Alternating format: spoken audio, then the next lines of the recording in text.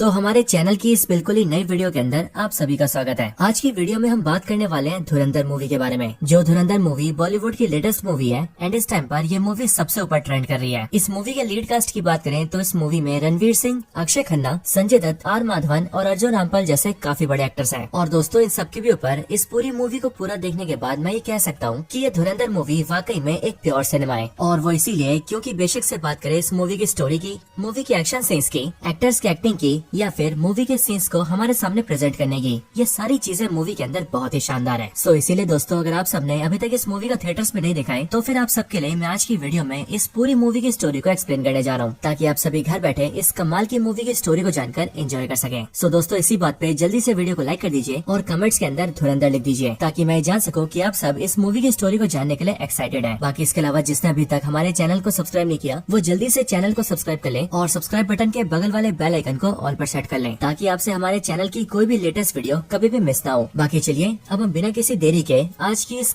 तो दोस्तों धुरंधर मूवी की जो स्टोरी है वो मेनली साल 1999 और साल 2001 में होने वाले टेररिस्ट अटैक्स के ऊपर बेस्ड है। क्योंकि दोस्तों अगर आप सबको इंडिया की हिस्ट्री बताओ तो आप ये जानते होंगे कि साल 1999 और साल 2001 इन दोनों सालों में इंडिया के ऊपर काफी बड़े अटैक्स हुए थे, जिनमें से पहला एक प्लेन हाईजैक था और दूसरा पार्लियामेंट अटैक था। और दोस्तों इन अटैक्स को उन टेररिस्ट ग्रुप्स ने करवाया था जिन्हें पाकिस्तान कंट्री का बैकअप था। लेकिन सारी चीजें जानने के बाद भी इंडिया डायरेक्टली कुछ नहीं कर पाया था, और वो इसीलिए क्योंकि उस टाइम पर पाकिस्तान कंट्री को अदर कंट्रीज का काफी ज्यादा सपोर्ट था, स्पेशली यूएसए और गल्फ कंट्रीज का। लेकिन अब क्योंकि इंडिया उस टाइम पर पाकिस्तान से अपने आप को डायरेक्टली प्रोटेक्ट नहीं कर पा रहा था, इसीलिए इंडिया ने स्टार्ट किया मिशन धुरंधर को। और दोस्तों इस पूरी मूवी के अंदर हम इसी मिशन धुरंधर को देखेंगे। सो अगर आप सभी को इस मूवी का कोर कॉन्सेप्ट समझ में आ गया हो तो फिर चलिए मूवी की स्टोरी को स्टार्ट करते हैं। तो दोस्तों धुरंधर मूवी की स्टोरी स्टार्ट होती है 30 दिसंबर साल 1999 से। मूवी के इस पहले सीन के अंदर हम अजय सन्याल से मिलते हैं, जो कि इस टाइम पर इंडिया के इंटेलिजेंस ब्यूरो के डायरेक्टर होते हैं। एंड इस कैरेक्टर को मूवी के अंदर प्ले किया है एक्टर आर माधवन ने। असल में यहाँ पर हमें पता लगता है कि इस टाइम पर इंडिया से उड़ने वाली फ्लाइट जो कि अफगानिस्तान जा रही थी, वो जैसे अफगानिस्तान के कंधार एयरपोर्ट पर पहुंचती है वैसे ही जैश-ए-मोहम्मद नाम का एक पाकिस्तानी टेररिस्ट ग्रुप इसे हाईजैक कर लेता है। और इस प्लेन के अंदर जितने भी इंडियन सिविलियंस होते हैं उन सबको हॉस्टेजेस बना लिया जाता है। एंड उनकी डिमांड होती है कि वो इंडियन सिविलियंस को तभी छोड़ेंगे जब इंडिया उनके साथी टेररिस्टों को रिलीज कर देगा, क्योंकि इससे कुछ टाइम पहले इंडिया ने कई सारे आतंकवादियों को पकड़ा होता है और ये हाईजैक बेसिकली उन सबको छुड़वाने के लिए होता है। अब यहाँ पर इंडिया के पास कोई ऑप्शन नहीं होता, इसलिए इंडियन इंटेलिजेंस ब्यूरो के डायरेक्टर यानी कि अजय सन्याल, उस टाइम के रॉ चीफ, फॉरेन मिनिस्टर और इवन प्राइम मिनिस्टर सबके सब उनके आगे झुक जाते हैं और आतंकवादियों की सारी शर्तें मानकर सिविलियंस को छुड़ा लेते हैं। लेकिन दोस्तों ये होने के लगभग 2 साल बाद यानी कि 13 दिसंबर 2001 को एक और बड़ी घटना होती है। इस दिन हम ये देखते हैं कि दिल्ली के पार्लियामेंट हाउस के बाहर एक एम्बेसडर कार में बैठकर 5 आतंकवादी आते हैं और वो फुल स्पीड में पहले तो बैरिकेडिंग तोड़ते हैं एंड फिर पार्लियामेंट के अंदर घुसकर अपने वेपन से आसपास के सारे पुलिस ऑफिसर्स को मार देते हैं। और फिर उसके बाद तो पूरे पार्लियामेंट के अंदर हाहाकार मचा देते हैं। हालांकि सही टाइम पर वहाँ पर अजय सन्याल आ जाते हैं एंड वो अपनी टीम के साथ मिलकर उन सारे आतंकवादियों को खत्म कर देते हैं। और जब ये सब होने के बाद इंडिया वाले इस सारे मुद्दे को यूनाइटेड नेशंस एंड यूएस के सामने उठाते हैं, तब तो ना ही इंडिया को यूनाइटेड नेशंस में हेल्प मिलती है, ना ही यूएस हेल्प करता है और ना ही पाकिस्तान के खिलाफ अदर कंट्रीज इंडिया का साथ देती हैं। और रही बात पाकिस्तान की, तो उस टाइम पर यूएसए से लेकर बाकी सारी बड़ी कंट्रीज इवन गल्फ की सारी कंट्रीज भी पाकिस्तान के सपोर्ट में होती हैं। और इसीलिए पाकिस्तान के मल्टीपल अटैक्स करने के बाद भी इंडिया उन्हें कोई जवाब नहीं दे पाता है। लेकिन अब मानो पानी सर से ऊपर जा चुका था और अब इसीलिए इस पार्लियामेंट अटैक के बाद इंटेलिजेंस ब्यूरो के डायरेक्टर यानी कि अजय सन्याल, रॉ के डायरेक्टर, फॉरेन मिनिस्टर और ऐसे बाकी सारे लोग मिलकर एक हाई लेवल की मीटिंग करते हैं। और उस मीटिंग के अंदर ये तय किया जाता है कि अब पाकिस्तान को अंदर से वीक करने का और इंडिया को उससे बचाने का सिर्फ एक ही तरीका है, एंड वो तरीका है मिशन धुरंधर। अब दोस्तों ये जो मिशन धुरंधर है ये बेसिकली इंडिया का एक ऐसा मास्टर प्लान है जिसका इस्तेमाल करके इंडिया वाले अपने एक सबसे काबिल एजेंट को पाकिस्तान के अंदर भेजेंगे और फिर उसके इस्तेमाल से पाकिस्तान को इंटरनली वीक करेंगे। और फिर इसीलिए जैसे इस मीटिंग में मिशन धुरंधर को मंजूरी मिलती है वैसे ही मानो ये मिशन स्टार्ट कर दिया जाता है। अब इसके बाद सीन शिफ्ट होता है और हम अगले सीन के अंदर अफगानिस्तान में रणवीर सिंह को देखते हैं और हमें पता लगता है कि रणवीर सिंह ही इंडिया का वो एजेंट है जो कि मिशन धुरंधर को पाकिस्तान में ऑपरेट करेगा, यानी कि वही धुरंधर है। अब दोस्तों इस मिशन के स्टार्ट होते हम ये देखते हैं कि रणवीर सिंह जो कि इंडिया का एजेंट है उसका नाम रखा जाता है हमजा अली और इस हमजा अली को सबसे पहले अफगानिस्तान भेजा जाता है। देन उसके बाद वो अपनी आइडेंटिटी एक बलूचिस्तान वाले की बनाता है और उसके जरिए पाकिस्तान में एंटर होता है। अब दोस्तों अगर आप सभी बलूचिस्तान के बारे में नहीं जानते तो मैं आपको बता दूं कि बलूचिस्तान बेसिकली वो रीजन है जो कि पाकिस्तान, अफगानिस्तान और ईरान के बीच में पड़ता है। जैसे कि आप सब इस टाइम पर अपने सामने मैप पर देख सकते हैं। हालांकि मॉडर्न टाइम में बॉर्डर्स की वजह से ये बलूचिस्तान एरिया इन तीनों देशों में आपस में बढ़ चुका है। लेकिन दोस्तों एक्चुअल में बलूचिस्तान के अंदर जो भी लोग रहते हैं उनसे पाकिस्तानी लोग नफरत करते हैं। इवन बलूचिस्तान का जो पार्ट पाकिस्तान में भी आता है उस पार्ट के लोगों से भी बाकी लोग काफी नफरत करते हैं। और इसीलिए बलूचिस्तान के अंदर काफी सारे रेबल्स हैं जो कि हर टाइम अपने आप को पाकिस्तान से आजाद करने की कोशिश करती है, जिसके रिस्पॉन्स में बलूचिस्तान के बलूच रेबल्स एंड पाकिस्तान की मिलिट्री और ISI इनके बीच हमेशा लड़ाई रहती है। और इस लड़ाई और झड़प के अंदर ISI और पाकिस्तानी मिलिट्री वाले आए दिन बलूचिस्तान के रेबल्स को मारते रहते हैं। और दोस्तों मैंने आपको यहाँ पर बलूचिस्तान की हिस्ट्री भी इसीलिए बताई है क्योंकि रणवीर सिंह यानी कि हमजा अली एक बलूचिस्तान का बलूच रेबल बनकर अंदर आया है एंड मूवी में उसकी बलूच वाली आइडेंटिटी उसके मिशन में काफी बड़ा रोल प्ले करने वाली है। अब दोस्तों रणवीर सिंह यानी कि हमजा अली जैसे पाकिस्तान के अंदर एंटर होता है वैसे वो एंटर होते ही सीधा कराची में आता है और कराची के अंदर भी वो सीधा लियारी में आता है। अब दोस्तों जो लियारी है ये कराची के अंदर एक काफी पॉपुलर टाउन है और अब क्योंकि ये लियारी टाउन मूवी के लिए सबसे ज्यादा इम्पोर्टेंट है इसीलिए आप इस टाउन के बारे में ध्यान से जानना। अब रणवीर सिंह जैसे लियारी टाउन के अंदर आता है वैसे वो वहाँ पर एक इंडिया के दूसरे एजेंट से मिलता है जो एजेंट काफी सालों से यहाँ पर एक जूस की दुकान चला रहा था और उस एजेंट के साथ यहाँ पर 2-3 एजेंट्स और थे जो कि सब मिलकर काम क्या करते थे और यहाँ से मिलने वाली सारी इन्फॉर्मेशन वो इंडिया तक पहुँचाते थे। लेकिन अब ये सब लोग धुरंधर मिशन को पूरा करने के लिए हमजा की हेल्प करेंगे। अब यहाँ पर जब हमजा इस दूसरे एजेंट से मिलता है यानी कि जो कि पाकिस्तान में यहाँ पर जूस की दुकान चला रहा है तब उससे मिलने के बाद वो हमजा की हेल्प करता है और उसने बेसिकली सालों से इस पूरे टाउन के बारे में क्या क्या जाना है वो सारी बातें हमजा को बताता है। वो हमजा को बताता है कि हमने इस पूरे मिशन के लिए पाकिस्तान के इस लियारी टाउन को इसलिए चुना है क्योंकि ये पूरा लियारी टाउन अपने आप में एक अलग ही साम्राज्य है और इसीलिए जो इस पूरे लियारी को रूल करता है उसका राज पूरे कराची पर होता है और जो पूरे कराची को रूल करता है उसका राज पूरे पाकिस्तान पर होता है एंड इसीलिए लियारी पर जिसकी पकड़ उसकी पकड़ पूरे पाकिस्तान पर। ये एजेंट रणवीर सिंह को यानी कि हमजा को ये बताता है कि इस पूरी लियारी के अंदर टोटल 3 डॉन है जिन तीनों डॉन के नाम है अरशद पप्पू, बाबू डकैत और तीसरा रहमान डकैत जिसे रहमान बलोच भी कहा जाता है। और वो इसीलिए क्योंकि तीसरा डॉन यानी कि रहमान बलोच एक बलूचिस्तान फैमिली से बिलोंग करता है और इसीलिए रहमान बलोच बलूचिस्तान के लोगों को सपोर्ट करता है और हमेशा उन्हीं के हक की बात करता है। बाकी दोस्तों जो रहमान बलोच है जिसे रहमान डकैत भी कहा जाता है वो दूसरे डॉन यानी कि बाबू डकैत का नाजायज बेटा है। लेकिन बड़े होकर जैसे रहमान डकैत को ये पता लगा कि बाबू डकैत उसका नाजायज बाप है वैसे ही उसने अपनी मदर को जान से मार दिया। बाकी दोस्तों इस पूरे लियारी टाउन के अंदर जो रहमान डकैत है वो पूरे 1/3 हिस्से को रूल करता है और बाकी बचे हुए 2/3 हिस्सों को रूल करते हैं बाबू डकैत और अरशद पप्पू। और रहमान डकैत से निपटने के लिए ये बाबू डकैत और अरशद पप्पू दोनों मिलकर काम करते हैं। अब यहाँ लियारी के अंदर हमजा का ये प्लान होता है कि अब क्योंकि वो एक बलूच बनकर आया है इसीलिए वो रहमान डकैत की गैंग में घुसेगा और गैंग में घुसने के लिए उसे बहुत ही जल्दी मौका भी मिलने वाला है। अब ऐसा इसीलिए क्योंकि रहमान डकैत के 2 बेटे हैं, एक बेटा 8 से 10 साल का है और दूसरा बेटा 19-20 साल का है। और ये जो रहमान डकैत का बड़ा बेटा है इसके दोस्त की कुछ ही दिन बाद शादी होने वाली है और अब क्योंकि शादी में रहमान डकैत का बेटा शामिल होने वाला है इसीलिए अरशद पप्पू और बाबू डकैत का ये प्लान है कि वो अपने आदमियों को भेजकर रहमान डकैत के बड़े बेटे को जान से मार देंगे। अब इंडिया के एजेंट्स इस बारे में सबको जान जाते हैं और इसीलिए उन्हें पता होता है कि कुछ दिनों बाद होने वाली शादी में रहमान डकैत के बड़े बेटे को मारा जाएगा और फिर इसीलिए हमजा और बाकी एजेंट्स ये प्लान करते हैं कि वो लोग उसी फायरिंग के अंदर रहमान डकैत के बड़े बेटे की जान बचाएंगे और ये चीज दिखाकर रहमान डकैत के सामने हीरो बन जाएंगे। यानी कि ऐसा करके वो लोग रहमान डकैत का भरोसा जीत लेंगे और उसकी गैंग में बड़े आराम से शामिल हो जाएंगे। अब इसके बाद जिस दिन शादी होती है उस दिन हमजा और बाकी सारे एजेंट्स उस शादी के अंदर वेटर का काम करते हैं क्योंकि उन्हीं की दुकान को वहाँ पर खाने का कॉन्ट्रैक्ट मिला होता है। और फिर इसीलिए उसके कुछ टाइम बाद ही रहमान डकैत के बेटे की एंट्री होती है। लेकिन हमजा और बाकी एजेंट्स ये देखते हैं कि वहाँ पर रहमान डकैत का बेटा अकेला नहीं आया बल्कि वो वहाँ पर अपने छोटे भाई को भी लाया होता है और इसीलिए हमजा और बाकी एजेंट्स ये सोचकर परेशान हो जाते हैं कि अब जो फायरिंग होने वाली है उसमें दोनों बेटों को कैसे बचाया जाए। हालांकि उनके इतना सोचते ही वहाँ पर कई सारे गनमैन आते हैं जो कि एक्चुअल में बाबू डकैत और अरशद पप्पू के आदमी होते हैं और वो पूरी शादी के अंदर फायरिंग स्टार्ट कर देते हैं। लेकिन हमजा और उसके एजेंट्स मिलकर रहमान डकैत के दोनों बेटों को बचा लेते हैं। लेकिन तब भी एट द एंड वो सारे गुंडे मिलकर रहमान डकैत के बड़े बेटे को गोलियों से छन्नी कर देते हैं और उसे जान से मार देते हैं। अब ये देखकर हमजा और बाकी एजेंट्स को कुछ समझ नहीं आता क्योंकि उनका पूरा मिशन फेल हो चुका था क्योंकि उनका तो प्लान यही था कि रहमान डकैत के बड़े बेटे पर जब हमला हो तब वो लोग उसे हमले से बचा ले और रहमान डकैत के सामने भरोसा जीत ले। लेकिन यहाँ पर वो लोग रहमान डकैत के बड़े बेटे को बचाने में फेल हो चुके हैं। लेकिन अब इसके बावजूद भी हमजा हार नहीं मानता और वो नया तरीका निकालता है। अब एक्चुअली में उसने छोटे बेटे की जान तो बचाई होती है और अब इसीलिए वो छोटे बेटे के सामने ये तमाशा करता है कि वो बड़े बेटे की जान बचाने की कोशिश कर रहा है। वो जल्दी से बड़े बेटे की लाश को उठाता है और उसे हॉस्पिटल लेकर जाता है एंड डॉक्टर्स के सामने चिल्लाते हुए कहता है कि जल्दी से वो लोग इसका इलाज कर दें। लेकिन एज ऑफ कोर्स उसकी जान चली जाती है। अब रहमान डकैत को जैसे इस बारे में पता लगता है वैसे वो अपने आदमियों के साथ सीधा हॉस्पिटल आता है और हॉस्पिटल आकर वो सबसे पहले अपने छोटे बेटे से मिलता है जिसके बाद ही उसका छोटा बेटा उसे सारी कहानी समझाते हुए कहता है कि जब उसके और उसके बड़े भाई पर हमला हुआ तब हमजा नाम के इस आदमी ने हम दोनों की जान बचाने की कोशिश की और जब बड़े भाई को गोली लगी तो यही हॉस्पिटल लेकर भी आया। इन बातों को सुनने के बाद रहमान डकैत पहले तो अपने बेटे की लाश देखता है और उसे देखकर काफी रोता है। लेकिन फिर उसके बाद वो हमजा से मिलता है और अपने छोटे बेटे की जान बचाने के लिए उसे शुक्रिया अदा करते हुए कुछ पैसे देने की कोशिश करता है। लेकिन हमजा पैसा लेने से मना करता है और वो रहमान डकैत से कहता है कि वो उसे अपना हीरो मानता है। असल में वो भी रहमान डकैत की तरह एक बलूच है और जिस तरह से रहमान डकैत बाकी सारे बलूचों के हक के लिए खड़ा होता है वो देखकर हमजा को बहुत ही ज्यादा अच्छा लगता है और इसलिए वो भी भी रहमान डकैत की गैंग में आना चाहता है और उसके साथ काम करना चाहता है। अब दोस्तों हमजा ने अब तक जो भी कुछ किया था उससे उसने रहमान डकैत का भरोसा तो जीत ही लिया था, साथ ही उसने पैसे न लेकर रहमान डकैत को ये भी दिखा दिया कि उसे पैसों का कोई लालच नहीं है। एंड अब इसीलिए रहमान डकैत हमजा को गैंग में शामिल कर लेता है और उसे धीरे धीरे करके अपने गैंग की सारी जानकारी देने लगता है। लेकिन दोस्तों अब यहीं पर ही रहमान डकैत ये प्लान करता है कि अब वो बाबू डकैत को जान से मार देगा, क्योंकि उसी के आदमियों ने उसके बड़े बेटे की जान ली है। लेकिन दोस्तों रहमान डकैत कुछ करता कि उससे पहले हम ये देखते हैं कि उसी हॉस्पिटल के अंदर रहमान डकैत से मिलने के लिए लियारी टाउन का पॉलिटिशियन आता है और ये पॉलिटिशियन बेसिकली वहाँ का MP MLA टाइप का होता है और इस पॉलिटिशियन ने इस पूरे लियारी टाउन के अंदर रहमान डकैत को अपना सपोर्ट दिया होता है। ये यहाँ पर आकर रहमान डकैत के बेटे की लाश देखता है और रहमान डकैत को भरोसा देता है और उसके साथ ही वो रहमान डकैत को ये भी समझाते हुए कहता है कि अभी इलेक्शंस बहुत पास आने वाले हैं, इसलिए अभी वो कोई भी कदम न उठाए और बाबू डकैत के ऊपर कोई अटैक न करे, क्योंकि ऐसा करने की वजह से इलेक्शंस में वो हार सकता है और अगर इलेक्शंस में वो हार गया तो फिर रहमान डकैत का भी काफी नुकसान होगा। अब दोस्तों ये बात बोलकर वो पॉलिटिशियन रहमान डकैत को रोक तो देता है, लेकिन फिर इसके बाद से रहमान डकैत हर रोज अपने आप में जलने लगता है और वो ये सोचने लगता है कि वो कैसे अपने बेटे की मौत का बदला लेगा। अब ऐसे एक दिन गुस्से में आकर रहमान डकैत अपने सारे आदमियों को बिठाता है, जिसमें हमजा भी शामिल होता है और फिर वो सबसे कहता है कि अभी हमें क्या करना चाहिए, क्या हमें बाबू डकैत से बदला लेना चाहिए या फिर नहीं। ये बात सुनकर रहमान डकैत के सारे आदमी उसे रोकने के लिए कहते हैं और वो रहमान से कहते हैं कि इलेक्शन होने दिया जाए, उसके बाद ही कोई कदम उठाया जाए, क्योंकि उनके लिए इलेक्शन जीतना काफी ज्यादा जरूरी है। अगर वो लोग इस टाइम पर कुछ भी करते हैं तो इलेक्शन में उनकी हार हो सकती है, यानी उनके नेता की हार हो सकती है, जिस वजह से न सिर्फ उनका सपोर्ट छिनेगा बल्कि उनकी फंडिंग भी रुक जाएगी। लेकिन दोस्तों इस सब के बाद रहमान डकैत हमजा से पूछता है कि आखिरकार उन्हें क्या करना चाहिए, जो सुनकर हमजा सबसे अलग जवाब देता है और वो रहमान डकैत से कहता है कि अगर मैं आपकी जगह होता तो मैं अपने बेटे की मौत का बदला जरूर लेता। असल में बाबू डकैत ने इस टाइम पर जो भी कुछ किया है वो उसने सोच समझ कर किया है। उसने इलेक्शंस के ठीक पहले आपके बेटे की जान ली है ताकि आप ये सोचकर बैठ जाएं कि इलेक्शंस आने वाले हैं और आप उस पर हमला न करें। लेकिन मैं कहूँ तो यही आपकी भूल होगी, क्योंकि एक्चुअली में इस टाइम पर वो बेफिक्र होगा और उसे अंदाजा भी नहीं होगा कि आप उस पर हमला कर सकते हैं। इसके साथ ही रही बात इलेक्शंस को जीतने की, तो अगर आप उस पर हमला नहीं करते हैं तो इलेक्शंस तो आप वैसे भी हार जाएंगे, और ऐसा इसीलिए क्योंकि आपके बेटे की जान लेकर और आपको इस तरह इलेक्शंस तक चुप बिठाकर उसने साबित कर दिया है कि बाबू डकैत रहमान डकैत से काफी ज्यादा पावरफुल है और रहमान डकैत के अंदर अब कोई पावर नहीं बची। और इसीलिए अगर आप मेरी माने तो आपको बाबू डकैत को इसी टाइम पर खत्म करना चाहिए, जिससे कि न सिर्फ आपका बदला पूरा होगा बल्कि पूरी लियारी के अंदर ये मैसेज जाएगा कि इस पूरे रीजन में रहमान डकैत से ऊपर कोई भी नहीं है। अब रहमान डकैत हमजा की बात से एग्री होता है और इसलिए वो प्लान करता है कि अब वो बाबू डकैत एंड उसकी पूरी गैंग पर अटैक करेगा और उन सबको खत्म करेगा। अब ऐसा करने के लिए वो लोग पूरी प्लानिंग करते हैं और बारी बारी करके बाबू डकैत के सारे बंदों की फील्डिंग सेट करते हैं एंड फिर एक ही बार में वो सारे के सारे आदमियों को खत्म करते हैं। और रही बात बाबू डकैत की, तो उसे हमजा, रहमान डकैत और रहमान डकैत का खास आदमी जो कि उसका कजन भी होता है जिसका नाम उजैर होता है, वो सब मिलकर उसे खत्म करते हैं, जिसमें कि वो सब लोग बाबू डकैत को टक्कर मार के नीचे गिराते हैं और फिर रहमान डकैत बाबू डकैत को लोहे से पीट पीट कर जान से मार देता है और फिर इस तरह से रहमान डकैत अपने बेटे की मौत का बदला लेता है। अब इसके बाद ही इलेक्शंस होते हैं और इलेक्शंस में हम ये देखते हैं और उस पूरे इलेक्शंस के अंदर इस पॉलिटिशियन की, जिसका नाम जमील जमाली है, वो पूरे बहुमत के साथ जीत जाता है। लेकिन दोस्तों जब पॉलिटिशियन जमील जमाली की जीत होती है और उसे उसकी विक्ट्री स्पीच के लिए बुलाया जाता है, तब उस टाइम पर पब्लिक को देखकर वो ये समझ जाता है कि लियारी की जितनी भी जनता है वो उससे ज्यादा रहमान डकैत को पसंद करती है और इसीलिए अगर कल को रहमान डकैत पॉलिटिक्स में आ गया तो फिर उसकी कुर्सी खतरे में आ सकती है। अब दोस्तों रहमान डकैत इस टाइम पर काफी ऊपर आ चुका था, क्योंकि उसने अपने दो दुश्मनों में से एक बाबू डकैत को खत्म कर दिया था। वो पूरे लिहारी का सबसे बड़ा डॉन बन चुका था और साथ ही साथ उसकी पॉपुलैरिटी भी इतनी ज्यादा बढ़ चुकी थी कि वो बड़े आराम से अब नेता भी बन सकता था। इसके साथ ही रही बात हमजा की, तो अब हमजा रहमान डकैत का सबसे खास बन चुका था। लेकिन हमजा जो कि अपने मिशन पर था, उसे हम ये देखते हैं कि वो पॉलिटिशियन जमील जमाली के इसी विक्ट्री स्पीच के मौके पर उसकी बेटी से मुलाकात करता है और वो धीरे धीरे करके उसे इम्प्रेस कर लेता है, क्योंकि हमजा ये जानता था कि पॉलिटिशियन जमील जमाली की जो बेटी है वो उसके मिशन में उसके काफी काम आ सकती है। अब दोस्तों इन सब के बाद पॉलिटिशियन जमील जमाली को जिस बात का डर होता है वही होता है, यानी कि पाकिस्तान के जो बड़े बड़े बिजनेसमैन अपने फायदे के लिए जो अब तक जमील जमाली को सपोर्ट किया करते थे, वो अब रहमान डकैत से मुलाकात करते हैं और उसे सपोर्ट करने की बात करते हैं, क्योंकि अब पूरे लिहारी के अंदर रहमान डकैत से ज्यादा पकड़ और किसी की मजबूत नहीं है, पॉलिटिशियन जमील जमाली की भी नहीं। लेकिन दोस्तों जैसी जमील जमाली को ये बात पता लगती है, वैसे उसके मन में रहमान डकैत के लिए बहुत ज्यादा नफरत भर जाती है और वो कुछ भी करके रहमान डकैत को दबाने की कोशिश में लग जाता है। अब इसके बाद ही रहमान डकैत और इन दोनों बिजनेसमैन की मीटिंग फिक्स होती है, जहाँ पर हमें पता लगता है कि ये दोनों बड़े बिजनेसमैन भाई है, जिन्हें कहा जाता है खन्नानी ब्रदर्स। ये दोनों एक्चुअली में पाकिस्तान में काफी उल्टे सीधे काम करते हैं और इन तरीकों से काफी पैसा कमाते हैं, जैसे कि हवाला के जरिए ब्लैक मनी को व्हाइट करना और फेक इंडियन नोट्स को छापकर इंडिया में सप्लाई करना। हालांकि दोस्तों इन सब के बीच हम ये भी नोटिस करते रहते हैं कि जो रणवीर सिंह है यानी कि हमजा,